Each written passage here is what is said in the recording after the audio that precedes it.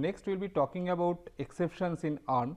Now, in as far as exceptions are concerned, so we can have the situations which are not occurring in the normal execution of programs. So, when the programs are executed like computations and all that, they are not occurring, but these are some extraordinary conditions. Okay. So, in while discussing about 8085 and 8051, we have talked about interrupts. So, this is basically same as those exception that we call here. So, they are all exceptional situations. So, they can occur from various different situations, like one is that through execution of instructions. So, some instruction is executed and as a result exception has occurred, like the software interrupts. So, we have got this SWI instruction, or for Intel family of processors we have got 8085, we have got RST instruction, 8086 there is another instruction called INT. So, those instructions, so they are called software interrupts, and when they occur some special OS service has to be invoked. So, the processor needs to switch from user mode of operation to some privileged mode, so that this operating system routines will be running in that mode. So, this is the software interrupt. So, this is one source. Another source is undefined instructions, like when the processor is fetching instructions and executing them. So, if it happens like that, that the opcode part of the instruction that the processor has got does not match with any of the known opcodes of the processor or the coprocessor. Okay. So, coprocessor means that many times we have got some additional processor that helps in executing programs, like we can have some additional processor which will be doing the say the floating point operation. So, whenever that floating point operations are found, so the task is given to the coprocessor. So, we will see those later. So, this undefined instruction means they are the instruction opcode that it has got is neither the opcode of the processor nor the opcode of any of the coprocessors that it may have. So, that is one condition. Another condition is memory abort, like memory abort means it is trying to get the content from memory, but say the memory location is not available. So, this happens that in the system, though I have got say 32-bit address bus. So, I may not have that much of memory available in the system. So, as a result when it goes beyond that limit, so it is there will be memory fault. There can be side effect of instruction like data fetch failure, like if we are trying to fetch some data. So, when one of the operand is the memory operand, we are trying to get the data from the memory location, and that memory location is not within the address space of the processor, or the particular memory address is absent, the memory chip is not there. So, this type of situation there is a data fetch failure. Other sources which are actually the interrupt sources, like the reset button that we have, the reset pin that we have in the ARM processor, or the FIQ pin, IRQ pin. So, if we are activating those pins, there will be interrupts, and as a result, so these are the other sources for this exception. So, for all these exceptions, so that it happens like this, the processor switches to privileged mode. So, from user mode, so it will go to the privileged mode, either it will go to system mode, or it will go to say one of these FIQ mode, IRQ mode, like that. So, there are 6 different modes that we have seen previously. So, it will go to one of the privileged mode. Current value of PC plus 4 will be saved in the link register. So, current value of PC plus 4, that is the next instruction. Every instruction is 4 byte long. So, it will the next instruction address will be saved in the link register. Then the CPSR register value will be copied into SPSR of that privileged mode. So, there are several SPSR registers, one for each mode of operation. So, this CPSR value will be copied onto SPSR register. The IRQ interrupts will be disabled. Okay. So, and if the exception is caused by FIQ, then the FIQ interrupts are also disabled. So, you need to enable the interrupts separately in the interrupt service routine to start to make those interrupts again usable. And the program counter will be loaded with some exception vector address. So, in case of ARM, all interrupts are vectored interrupts. So, their addresses are fixed, they are defined by the hardware. The target address where it will the ISR address is fixed. So, the processor with the program counter will get that value, and the exception execution will start. So, this is the sequence of operations that occur when we are having exceptions in the ARM processor.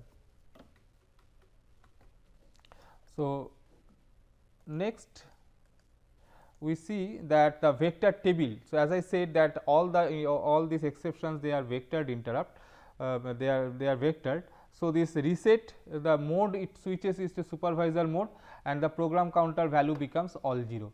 So, that is it comes to the very first location of the memory. So, from that location we can have the OS code for loading the essential portions of the operating system from secondary storage to the main memory. So, that is the reset mode. Then there is one undefined instruction mode. So, undefined instruction exception, if that occurs then it branches to the address 004. Okay. So, it goes to the address 4. So, you see that between two such modes, so we have got only 4 bytes. So, you can have only one instruction in the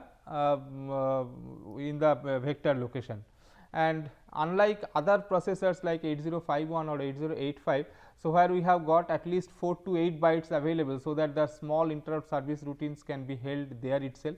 But in general, so that is found to be non-working solution. So, most of the interrupt service routines that we have are more than 8 bytes. So, there is no point putting those only putting only 8 bytes or so in the between two interrupt addresses, vector addresses. So, in case of ARM, so that has been discontinued, and then what happens is that you have in this 4 bytes. So, you can put a 4 words. So, you can put a 4 bytes or 1 word. So, you can put a jump instruction only. So, that jump instruction will take you to the actual interrupt service routine. Then after undefined instruction we have got the software interrupts SWI, and the mode is supervisor mode and the vector address is 8. So, all the software interrupts. So, you remember there are 2 power 24 software interrupts that can occur in ARM processor, and for all of them the control will be coming to this particular address 8. So, from here we should go to the SWI service, and there I should analyze the value of n to figure out which interrupt has really occurred. So, that the whole instruction is available in the instruction register. So, from there it can we can figure out like which instruction which service has been asked for. Then there can be prefetch abort. So, during instruction fetch if there is an abort. So, the operation mode is abort mode, vector address is C, and in case of data abort, that is it is trying to access the data and it is not getting it. So, data abort. So, in that case the address is 10, and then IRQ interrupt has got this address 18, and FIQ or first interrupt it has got the address 1C. So, this is the distribution, and we will see that this distribution it also helps the operation of this processor in some sense. So, first of all this vector location 14 is missing. So, if you look into this, so after 10 the next address should have been 14, but that is not there. So, that is 14 is missing, and it is for a backward compatibility. So, with some previous version of ARM. So, if we want to for keeping the compatibility 14 is missing. Another interesting thing to note is that you see we have got this FIQ interrupt which is at location 1C, and after that there is no other entry for the vector table. So, what happens is you can start this interrupt service routine from this address directly. So, from 1C onwards, so you can start writing the FIQ service routine. So, that will not override any other interrupt services, whereas if you for other cases for other interrupts. So, for say this software interrupt or undefined instruction like that. So, those ISRs, so if they start at this address, so they will override these locations of this vector table. So, as a result the other interrupts will not work properly, other exceptions will not work properly. But for FIQ, this is the last entry, and there is nothing after this. So, we can start this interrupt service routine from that address onwards. So, this saves time, because otherwise other instructions. So, other exceptions what we have to do is put a jump instruction. So, every ISR code in those for those exceptions. So, they have got an overhead of one extra jump instruction. So, that way it will take some more time for activation compared to the FIQ interrupts. So, we can see that the FIQ interrupts are faster in ARM processor because of because of two reasons. One reason is that we can have this thing, your interrupt service through this ISR at the exception address is the last one. So, 00 that 1C.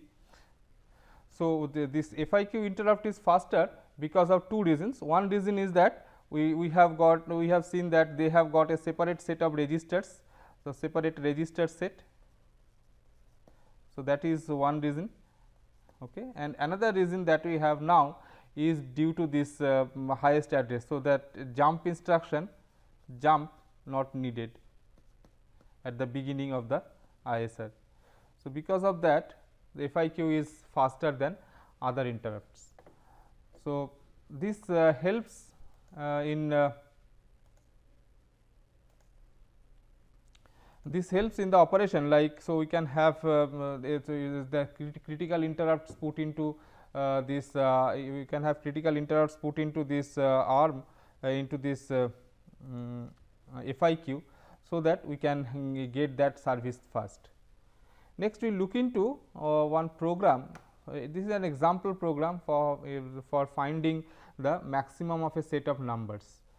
So, it is so we first the R1. So, it will R1 register we first clear it, so that it will hold the largest number in it. So, you XOR R1 with R1 and the result is also R1. So, it will be there. So, R2 register. So, I assume that the numbers are stored in an array, and R0 register points to the beginning of that block. Okay.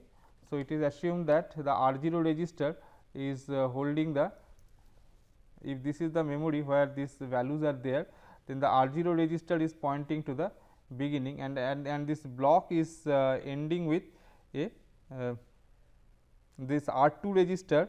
So, this and R2 register is holding the count, like how many numbers are there in that array. Okay. Then we first we compare R2 with 0. So, if R2 is 0, that means nothing to be done. So, it will be over. So, branch on equal to over. Otherwise, it comes to this statement, and in this statement it is LDR R3 within bracket R0. So, the first number that you have is loaded into the R3 register. Then we compare R3 with R1. Okay. So, R1 is holding the current maximum. So, we compare R3 with R1. So, it is assumed that all the numbers are positive. If there are negative numbers, then of course, this algorithm may not work. So, it is you compare R3 with R1, and if it is carry is there, that means if R1 is bigger, then there will be a carry. So, we will be coming to this loop test. So, otherwise this new number R1 is the new number R3 is bigger. So, we move R3 to R1, okay. And then after that, so now I should go to the next next number, and since these individual numbers are 32-bit numbers. So, it is assumed. So, this R0 should be incremented by 4. So, that we come to the next number. So, increment pointer R0. Then we reduce this R2 by 1. So, we reduce R2 by 1, and if it is not same, so branch on not equal to loop. So, if they are if this we subtract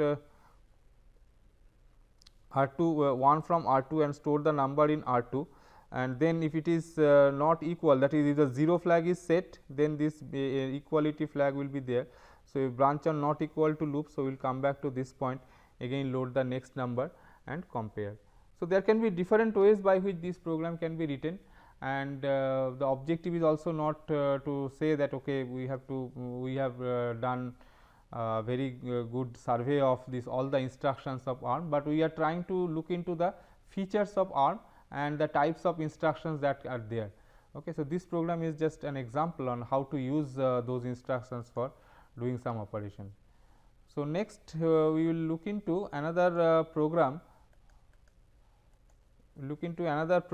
So, we want to compare two null terminated strings. So, null terminated string means I have got so if the first string is say ABC, if the first string is say ABC. So, they are stored in successive locations ABC followed by a 0, this characters A, character B and character C, and then the null character. and the other string may be some x, y, z, w like that, and then 0. So, this is the other string. Now, while we have this type of thing, this is 0. So, we want to compare. So, LDR B R3 R0. So, it is assumed that R0 points to the beginning of first string. So, if this is my memory and maybe in this region I have got the first string. So, this is pointed to by R0, and in this region we have got the second string which is pointed to by R1. So, we get so LDR B R3 within bracket R0. So, it will get the next character from string 1, and LDR B R4 within bracket R1. So, it will get the next character of string 2 into R4. We compare R3 with R4. So, if they are not equal, then naturally they are not same. We just check whether the strings are same or not. So, if they are not same, then we come to this not same location and set this we set this R2 to -1. We set this R2 to -1 to say that they are not matching. If it is so, if they are same, if the first two characters both of them happens to be say A, then we compare with the next character. So, for that purpose R0 is incremented by 1, R1 is also incremented by 1. They are now pointing to the next two characters of the strings, and then we again compare, then we branch to, so BAL is branch always. So, it comes to this loop, and it will again be moving the next character into R3 and next character of second string onto R4, compare them. So, if any of those characters are not same, then this BNE not same, this will be true. So, it will come here and R2 will be getting -1. And if R2 is, if any point of time we find that the strings are not same, we do not compare the remaining characters. So, we just go to this just skip over this same part, and we come to branch always over. So, if R2 is getting -1, so after that we are coming to this point, the program ends. Or if it is always same, then we move this move R2 comma has 0. So, the R2 register gets the 0 value. So, if the strings are same, then with R2 will get a 0. If strings are not same, then R2 will get a -1. So, this is a comparison of this program will just compare between two strings whether they are same or not. So, you can extend this program for to check whether the strings are whether the strings, one string is greater than the other and all that. So, those types of checks can be incorporated. So, next we will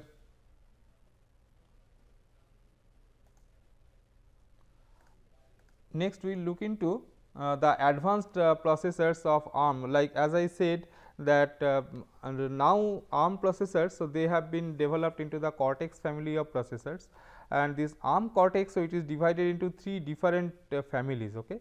So, one is the A family, Cortex A family. So, so these are for the servers, or you can say it is for the application processors. So, for supporting the new operating systems and all that. So, this is for basically computational jobs, if you are there, lots of computations, a server type of application. So, there this Cortex A series of processors are used. Then for embedded processors and real time application, signal processing and control application, we have got our Cortex R series of processors. And for microcontroller oriented applications and processors, so we have got this Cortex M series. So, this for microcontroller and system on chip type of applications. So, this Cortex M series of processors are advocated. So, for our discussion, so Cortex M processors, so they are more they are close to our discussion. So, we will look into those Cortex M processor. So, Cortex M processor, so the register set is same, that R0 to R15 as we have, then the PSR, program status register, CPSR, SPSR is there. The good since it is difficult to learn the complete assembly level programming of Cortex M. So, what they have done, so they have developed very good compiler, C compiler. So, you can write your specification in the C language, and then through this compiler, so you can generate the code for this Cortex the processor, Cortex processor. Then stack based exception model. So, whenever some exception occurs, then these values are saved into stack. So, automatically these register values will be saved, and there are only two processor modes. One is user mode and another is thread mode, that thread mode or user mode. So, where it will be user task will be executed, and the handler mode for OS tasks and exceptions. So, there are instead of that 6 modes. So, we have got only 2 modes, and vector table will contain the addresses for those exceptions. So, in Cortex M3, so we have got this non-privileged mode or the user mode, and privileged mode or the OS mode. Then this so in the non-privileged mode, this application code will be running, and and in the privileged mode we will have the system call. So, when application code is running, sometimes we make a system call. So, it will go to the privileged mode, or if it is an undefined instruction, so it will go to the privileged mode.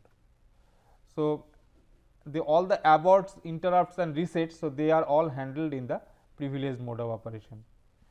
Okay. So, this is the supervisor or handler mode, and this is the user or thread mode. For interrupt handling, so this has it has incorporated one special thing, like we have got one non-maskable interrupt. So, that this is this NMI INT NMI. So, this is one non-maskable interrupt that is supported, and then we have got 240 prioritizable interrupts. So, 1 to 240 prioritizable interrupts are supported, and these interrupts can be masked. Okay. So, unlike say your 8085 or say 8051, where we have got a limited number of interrupts. So, here the number of interrupts are really large, and this is useful, like if you are having some embedded application, then there may be different devices connected to the system, and also so you may need to have all these interrupts. So, there are 240 such prioritizable interrupts. So, we can have these interrupts can be masked also, and the implementation option selects the number of interrupts supported. So, the original ARM code will tell that it will support up to 240 maskable interrupts, but you can tell that in my system I do not want so many, I want only say 20 of them. So, naturally this NVIC module, that is not nested vectored interrupt controller NVIC module. So, this is a part of this Cortex M3 processor now. So, you can simplify the design of this NVIC. If the number of interrupts are less, then the NVIC design will also be simpler. And interrupt inputs are active high, all are active high interrupts going to the NVIC. So, this interrupt controller has been added in the M3 processor.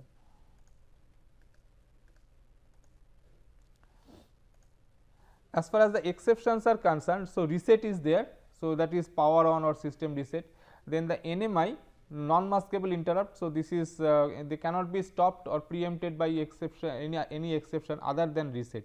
So, that INT NMI line is there, by on which you can connect some non-maskable interrupt. Then the faults, we can have hard fault, we can have memory manage, we can have bus fault or usage fault. So, this is these are the different types of faults that are there, that is recognized by the processor. So, default fault or any fault unable to be to activate. So, so we cannot operate handle that fault. So, they are called hard faults. Then memory management. So, memory processor they send some violation, the memory access there is some violation. Bus fault is prefetch and memory access violation, and usage fault undefined instruction divide by 0. So, while executing the instruction some exceptional condition occurs. So, divide by 0, the divisor becomes 0. So, as a result the division is undefined. Then there is supervisory call, SV call. So, these are the OS requests. So, we have got that SWI instruction. So, they are mapped onto SV calls here. Then there is a debug monitor. So, that will be handling this you can monitor the operation of the chip. So, and through a debugger you can just check the values of those. Then there is pending supervisory calls like pend SV. So, this will give you the pending supervisory call. Then there is a SysTick interrupt. So, SysTick interrupt is for internal system timer. So, this is useful, like if you are willing to implement some software some timer in your program. So, you do not need to do anything else, you just use this SysTick interrupt from the M3 processor directly, and there are external interrupts, all those 240 interrupts that we have. So, all of them can be utilized. So, another very interesting feature that this ARM processor Cortex M3 has is the conditional execution. So, it is the if then else type of instruction. So, if then instruction added it has the 16 bit instruction, up to 3 additional then or else conditions can be specified. Like say let us look into this statement. So, this statement it says that so int so this is if then, so we read it like this, if then else then eq. That means, the first instruction 1 will be executed if the condition is true. So, if so then, so this then corresponds to the first instruction, then the next then also corresponds to the second instruction. So, second instruction will also be executed if that condition equality was true at this point. This instruction 3 will be executed if the condition was false, that is the else part, and the last instruction will be executed again if the condition was true. So, in this way you can have up to 4 if then else instructions. So, basically if if the basic instruction is like move, add, sub and or then this EQ, since if the first, second and fourth instruction they were then part true part. So, for them we have got the qualifier EQ, and for the third instruction, so this was else E part. So, it is not of EQ. So, that is any. So, instead of so this is similar to this block. So, we do not need to talk about in a single statement. So, I can tell all these flags, and then for the remaining instructions, so I need not tell it explicitly whether it is EQ or the flag conditions, the conditional execution flags need not be told separately. So, this helps in writing programs with the if then else type of constructs. So, any normal ARM condition code can be used, and 16 bit instructions in block do not affect condition code flags. So, they will not affect the condition code apart from the comparison instruction. 32 bit instructions may affect condition flags. So, that is the ARM instructions, they will affect the condition flag. The current if then status is stored in the CPSR register.